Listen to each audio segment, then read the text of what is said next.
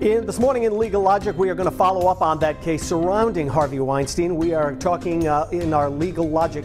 Attorney Brian Cuna is here to talk about the legalities for this Hollywood scandal. Good morning. Good morning, Will. Nice to have you here this morning. Yes. Every day it seems like you wake up, you turn the TV on, you turn on an entertainment show, and there are more women coming forward with accusations against Harvey Weinstein. Right. Which, first of all, is reprehensible to begin with, no that question. all of this has happened.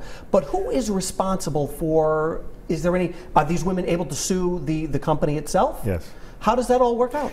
Yeah, who is responsible for the sexual harassment nightmare that the country is going through? I think that's a great question. Right. There's been a law since 1964 that outlaws sexual harassment in the workplace. The Civil Rights Act of 1964. However, has it been enforced? The answer is generally no.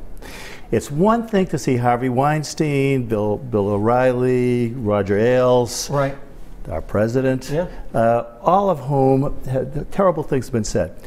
It's one thing to have these horrible things happening. It's another thing to prove it. Mm-hmm. The law is very, very difficult with regard to sexual harassment. It has to be severe. It has to be oppressive. It has to be persistent.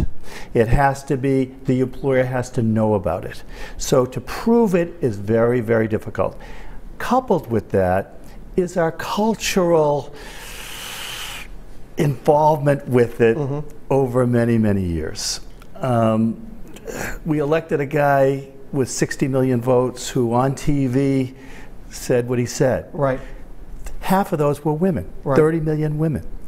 So is there going to be that cultural change necessary to have the courts ease up on the laws? Good question. As far as the Weinstein case, I think yes. it's up to over 50-something women now who have made these right. accusations. Is there a trial for each one of these women who are accusing? How does that work? Okay. There's two issues. Obviously, there's the civil issue, and then there's the criminal issue, okay? The criminal issue is, can they bring charges against Harvey Weinstein, with 10, 15, 20 years later? The answer is generally no. Really? Generally no. In New York, they're looking at it because there's a 10-year statute of limitation. In California, there's a 10-year statute of limitations. So I know that both the Attorney General in New York and California are looking at criminal charges against him. In terms of civil litigation, again, 3 years generally you have to bring the case. There are cases against him. We know Bill O'Reilly paid out, what, $47 million? Right. Part of the problem, too, is that we have these non-disclosure agreements as part of our employment right. practices. Non-disclosure, basically you're buying someone's silence. You pay some money out and the person can't talk about it. Sure. That eliminates the lawsuits. You also have these arbitration agreements that many employers require their employees to sign. It says you can't sue us. You have to go to arbitration. So it's very, very difficult to bring these cases. And one of the problems is that sexual discrimination, sexual harassment on the job has to be persistent under the laws.